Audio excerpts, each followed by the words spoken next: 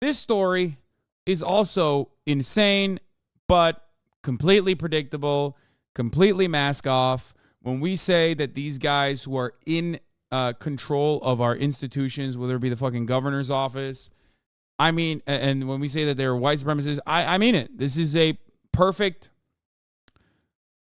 demonstration of this reality. Okay? That's it. There is no two ways about it. There's no way to get around it. It's just the truth. I don't know why the fuck people try to hide it. I don't know what the fuck the reason is, but here is what happened. Last year, we covered this briefly in Texas. There was a guy who drove into a crowd of Black Lives Matter protesters and then shot someone. Okay? He was, he was investigated. He was found guilty. And the Texas governor now is saying, or has said, as soon as it lands on my desk, I am going to pardon him. Let's take a look. Governor Greg Abbott is pushing the state's parole board to recommend a pardon for a U.S. Army sergeant convicted of murder. On Friday, Daniel Perry was convicted of killing a protester during a Black Lives Matter rally back in 2020. He says he fired his weapon in self-defense after he says protesters surrounded his car as he drove through downtown Nashville. His lawyers argue he had the right to open fire after one demonstrator, he says, raised an assault rifle at him. CNN's Camila Bernal joins us now with the latest. Camila, very unusual case to see a governor weigh in so soon, right after this whole matter was adjudicated in court. Yeah, this is not over, but Governor Greg Abbott is pointing to self-defense, pointing to standard ground laws in Texas.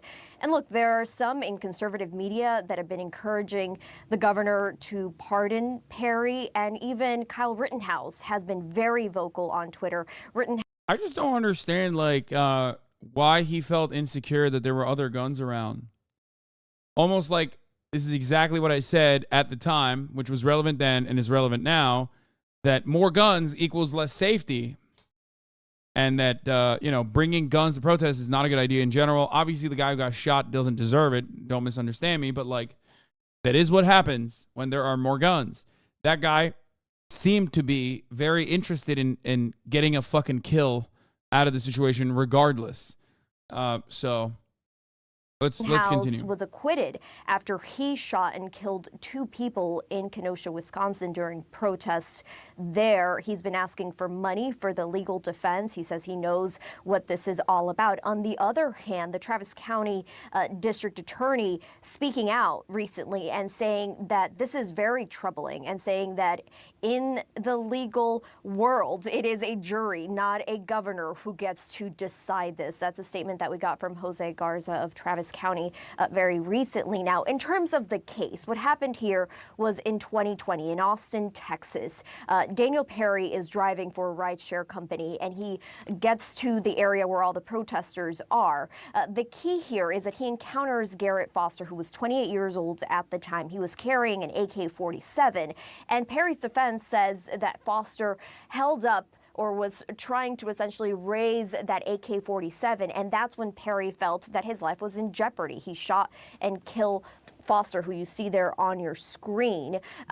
So yes, this is political. This is also, in terms of what happens next, part of the legal process. Because look, Perry has not been sentenced. He has not appealed his conviction. So this is really not over. And the family of Garrett Foster reacting after that verdict on Friday. Here is his father. Just like to say we're thankful for the legal team that represented us and the jury, and we're happy with the verdict. We very sorry for his family as well. There's no winners in this, and just glad it's over. Now, Governor Greg Abbott is asking for this process to go quickly, to be expedited. We'll see what happens. Of course, there is going to be a lot of opposition on the side of the DA and those who are really trying to support the Foster family through all of this, Jim. So let's discuss this very unusual case with former federal prosecutor Michael Zeldin. Michael, good to see you. What is your reaction to Governor Abbott's announcement that he is working to pardon this man just one day after he was convicted of murder. As Camila was saying a few moments ago, he hasn't even been sentenced yet. That's right. And you have to understand the context of this. Oh, yeah. What's important here, I don't know why the fuck CNN is not bringing this shit up.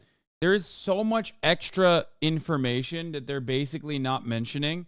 There's also even interrogation footage that I kind of wanted to watch. But yeah, he was convicted and found guilty because he sent multiple texts to friends prior to it, explicitly saying he was going to kill BLM protesters by provoking them and then claiming self-defense. He literally fucking said that he was looking for a confirmed kill, something along those lines.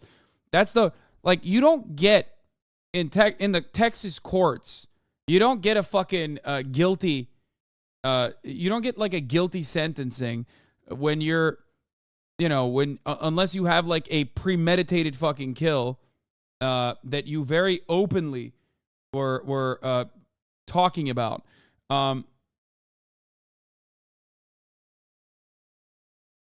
Let's look at some of the, Perry, U.S. Army sergeant who was driving for Uber at the time. By the way, shot and killed 28-year-old Garrett Foster. Isn't Garrett Foster also a fucking veteran?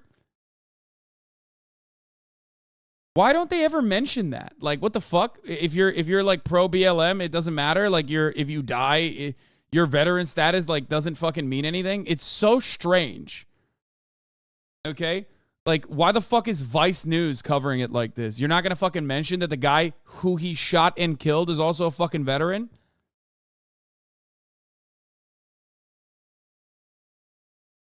Anyway. Yeah. Perry's lawyer said during the trial that a crowd swarmed him and he feared for his life because Foster was holding an AK-47, that Perry ultimately acted in self-defense under the Texas Stand Your Ground statute. But evidence presented during the trial refuted Perry's claims and included private messages and social posts where he seemingly fantasized about having the opportunity to kill people. I might have to kill a few people on my way to work. They are rioting outside my apartment complex, Perry wrote to a friend in June 2020, a month before he killed Foster. Remember, Kyle Rittenhouse did this exact same shit, but he got away with it. In another message Perry wrote, I might go to Dallas to shoot looters. The case was reminiscent of the trial of Kyle Rittenhouse, who killed two protesters later that year during an uprising in Kenosha, Wisconsin. Unlike Rittenhouse, however, Perry was actually found guilty of murder Friday, following a week of deliberations. In Texas, that can carry a sentence of anywhere from 5 years to life in prison. Rittenhouse himself, Fox News host Tucker Carlson, immediately began lobbying Abbott to pardon Perry. This is a legal atrocity, they said. You want to know why they said that? Because they want this shit to be legal. That's it. They want premeditated murder to be legal. That's it. There's no other reason. He went and he killed a BLM protester. He openly stated that he wanted to kill a Black Lives Matter protester, a veteran as well, by the way. Not that it matters in this circumstance because he was on the wrong side of politics.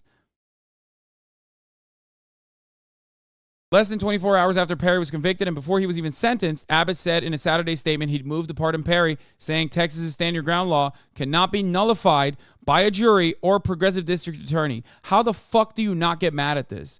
I don't know what to say even. Abbott said that he requested the state board overseeing pardons to consider recommending a pardon for Perry and that I look forward to approving the board's pardon recommendation as soon as it hits my desk. Abbott said he also wants to prioritize reining in rogue district attorneys, ostensibly a reference to Travis County District Attorney Jose Garza, whose office brought the case against Perry. Remember, these are the people who are saying DAs are letting violent criminals get away. Fascists don't care. They want their guys to be able to be above the law, their kind of violence, and their kind of fascist acts of violence to be above the law, that they can get away with it. They just don't want the other side to be able to do anything, okay?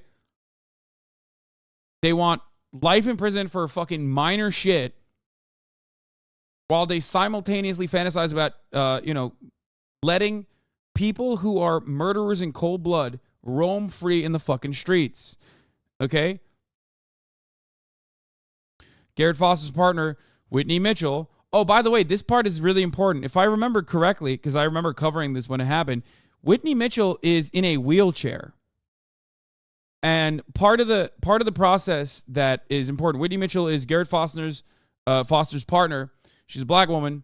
She's in a wheelchair. She's wheelchair bound. I don't know if that's the ableist term. Sorry. The reason why I'm mentioning that this is important is because he was literally pushing her, if I'm not mistaken.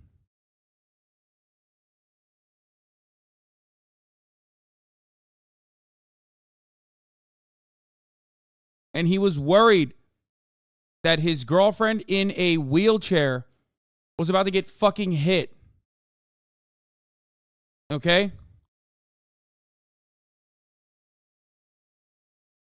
Yeah, she was in a wheelchair that night from what I recall. Yeah, of course she was. She's like a... Isn't she... I don't even think she has legs. I think she's amputee.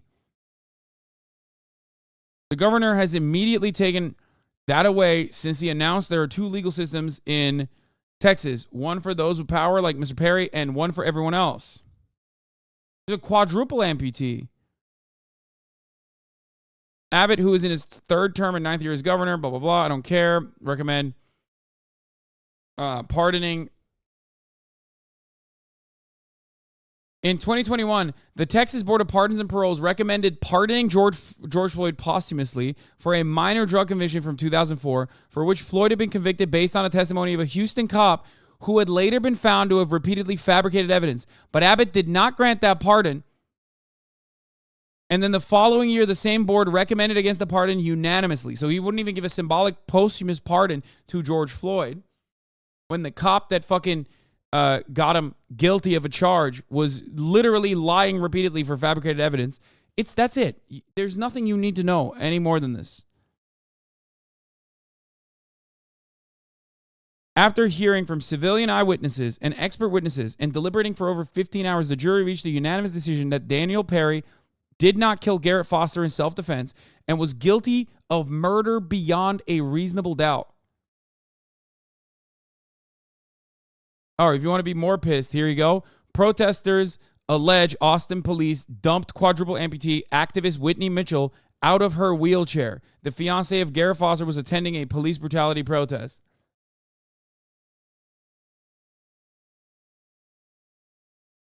You want to understand how the fucking law works? That's how it fucking works.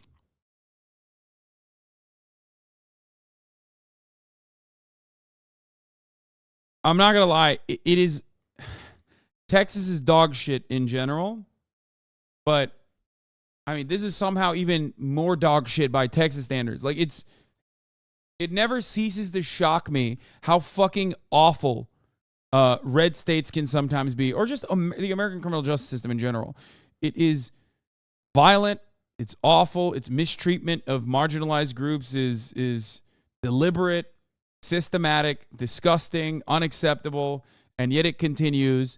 Obviously, there is no fucking party of law and order. That's not real. The law and order is simply a dog whistle to justify doing whatever kind of brutality to marginalized communities and legitimizing that. Oh. Sergeant Perry is 70 miles away from his base, driving around in a Uber car of some sort. He encounters these protesters, and rather than turn around and leave, he drives his car into the middle of them. And you can't forget Charlottesville, where people were killed by a car doing the exact same thing. So as he's approached by the victim, instead of, again, leaving the scene as he could have, he opens fire on him. The jury deliberates 17 hours, Jim, over an 8-day trial, and they convict him of murder. They reject his right to defend himself defense. And Governor Abbott should let the jury's verdict stand. There's no basis in law or fact for this, so it therefore smacks of politics, because this was a Black Lives Matter protest. That is exactly what it is. That context. Because what Governor Greg Abbott is saying is that if you go to a fucking Black Lives Matter rally and you shoot people there, that's a good thing. That's what he is saying. Greg Abbott, whatever, shut up. That's the point. That's why Florida passed the fucking kill protesters, you can run them over law. There were a bunch of states that pushed it even before Charlottesville and even after Charlottesville. Okay?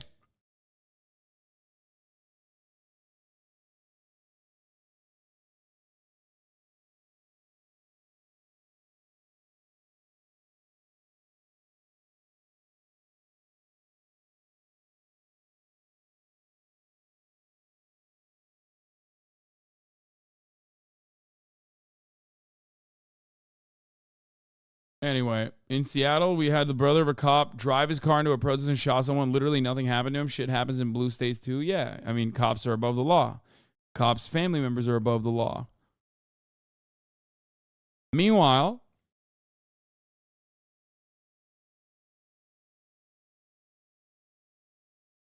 liberals fucking lose their shit. I know this is a really stressful time. Oh my God, oh my God, oh my God, he's dead. Oh God. Footage of Daniel Perry's police interview after he killed Garrett Foster was played in the courtroom during his murder trial. Former Austin Police homicide detective David Fugit was the one to conduct the interview with Perry. In it, Detective Fugit had Perry demonstrate how Foster carried his rifle. How high did that barrel come up? We're not worried about right now. Okay, was it aimed at you? I believe it was aimed at, I believe he was going to aim it at me. I didn't want to give him a chance to aim at me, you know? And then what Perry did while he was sitting in the driver's seat. Hello, Chelsea. Yeah. It's like a thing within Russia. Bro, you mean a little fortunate loser that probably went straight in the person looking for trouble? Brother, he openly said it. He said it. I didn't want to give him a chance to aim, by the way, is enough. Paired up with the fact that he said he wanted to fucking kill people at a BLM protest. Like, what do you want? What the fuck more do you want? Why was this man doing Uber rides with a loaded assault rifle in the car? I wonder why he texted, posted on social media about how he wants to kill Black Lives Matter protesters and then was driving around directly in the vicinity of a Black Lives Matter protest with a loaded assault rifle in his car. I guess he was just, he was just trying to fucking do his job, right?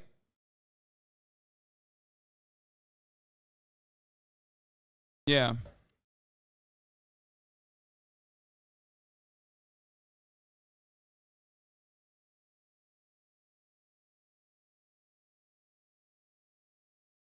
Fucking scumbag. I don't want to get shot, so. Perry said he shot 5 times. He believes the whole encounter was less than 15 seconds. Where did you shoot him? Stood on mass. Sometime after the interview, Perry called Detective Fugit to find out more information for his lawyer, reiterating that he was scared but, quote, felt bad. He was a person. I feel bad, I just wish to turn it differently, I honestly did not want him to die. All I wanted to do was to incapacitate. Oh, at the expense of getting dogpiled, he had a Glock. Sorry, he didn't have an assault rifle. He had a Glock or some other concealed carry gun. Doesn't take away from him being a piece of shit. Regardless, he fucking said it doesn't matter if he has a fucking Glock on him. That's insane too. But unfortunately for Texas, it's normal. But hey, guess what? This is what happens when it is normal. That's the whole point. That's why we fucking talk about how it's insane that you could just like carry a loaded fucking weapon on your belt or in your car that you could just like pull out and shoot someone with.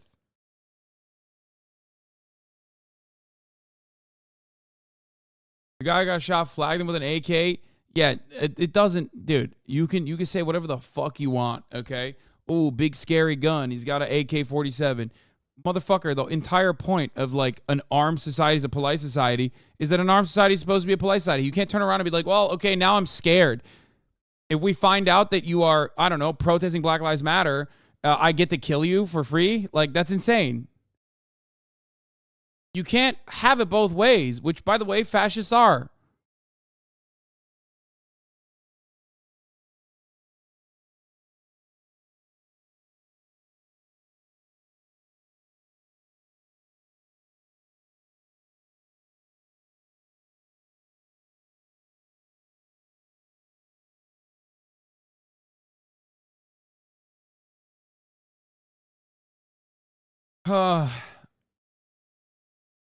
And the fucking guy said the victim had the gun not fucking aiming at him. He said, I didn't want to give him a chance to shoot me.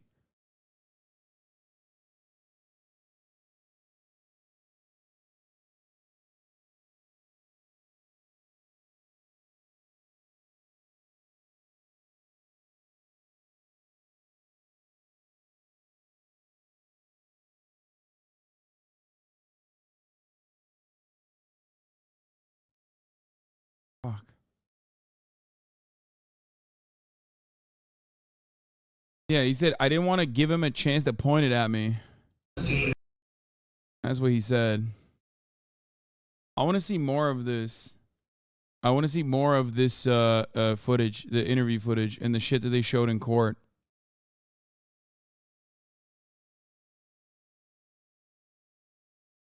One thing that Perry kept mentioning throughout the videos and recordings that he was texting a woman and driving. He adds he was not paying attention. That's one of the reasons why he accidentally drove in the crowd of protesters. The state presented those messages between him and the woman. The woman was a passenger he picked up for working for Uber earlier in the night. She asked him for $200 for the hangout, to which he declined. Pamela Mazak, an APT crime analyst, was called to stand to break down her analysis of Perry's Uber and cell phone location records from the night of July 25th, 2020. She said that last text Perry received or sent out was 2 minutes before he entered the intersection with the protesters. The defense argues that Perry was not in the downtown area between the hours of 7:40 and 9:30 p.m. The incident happened around 9:51. The state presented a Facebook post to Perry. He wrote, "Send them to Texas. We will show them why we say don't mess with Texas." The comment was in reference to a different post about protesters and looters in another state.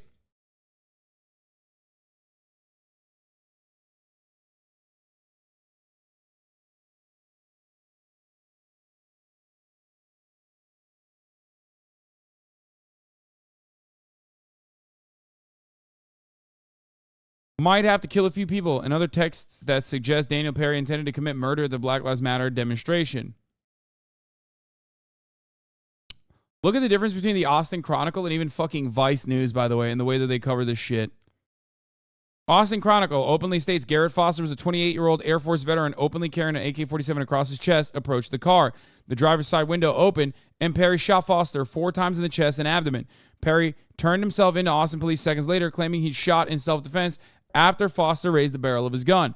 Austin Police Department officers questioned Perry and let him go. Garza presented the case to a Travis County grand jury shortly after taking office in 2021. The grand jury indicted Perry for murder and assault. The testimony confirming Perry's anger towards protesters came on the third day of the trial as prosecutors displayed text messages and social media comments showing that he thought about killing them. "I might have to kill a few people on my way to work. They are rioting outside my apartment complex," Perry wrote to a friend in June of 2020. "I might go to Dallas to shoot looters," he wrote in another occasion. Perry also encouraged violence in a variety of social media posts.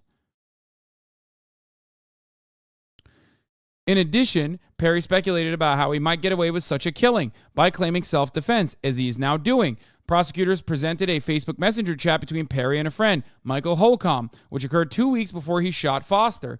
In it, Perry argued that shooting protesters was legal if it was in self-defense. And Governor Greg Abbott said that's exactly what is the case. If you shoot a Black Lives Matter protester, it is in self-defense, and I will free you.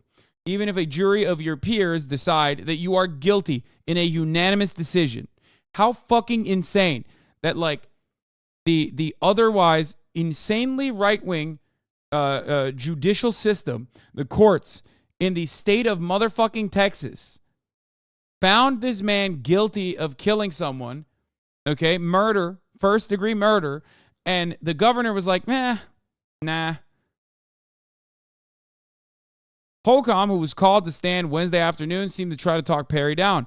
"Aren't you a CDL holder too?" he asked, referring to the men's license to carry concealed handguns. "We went through the same training. Shooting after creating an event where you have to shoot is not a good shoot." None of this seeming premeditation was on display after Perry turned himself to APD officers. In his 911 call, Perry claims that he drove into the protesters by mistake after taking a wrong turn. Body camera video played the next day shows Perry, after being taken into custody, telling officers Foster had pointed his gun at him. "I didn't know he was going to aim it at me," Perry says. "I thought he was going to kill me. I've never been so scared in my life."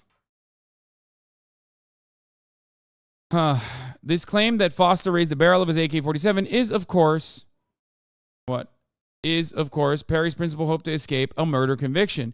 It was refuted over and over during the first 3 days of the trial by witnesses who were near Foster that night. All repeated a version of the same story. They heard squealing tires as a car sped into a group of about 20 protesters. The protesters, some of whom who had almost been hit by the car, slapped and kicked it. Garrett Foster strode to the car's side and issued an order to the driver. All the witnesses insisted that Foster did not raise the barrel of his gun. According to the DA's lead prosecutor, Guillermo Gonzalez, his gun was recovered with the safety still on and no bullet in the chamber.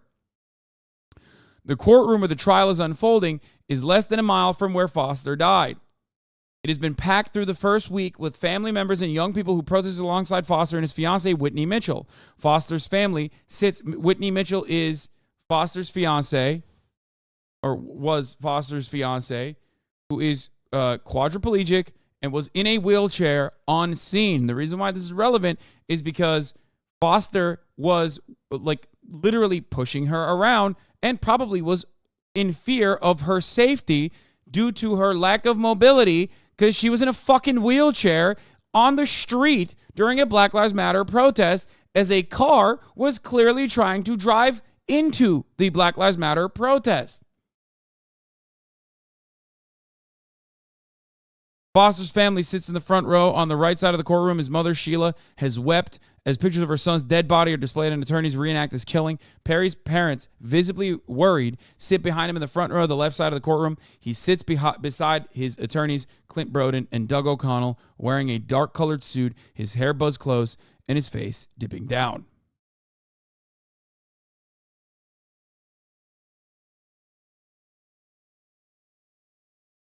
There you go. Make no mistake. Greg Abbott is pardoning him because he thinks it's good that it happened. There is no law and order. None of these people actually care about law and order. It just means like getting our way. Getting our fucking way.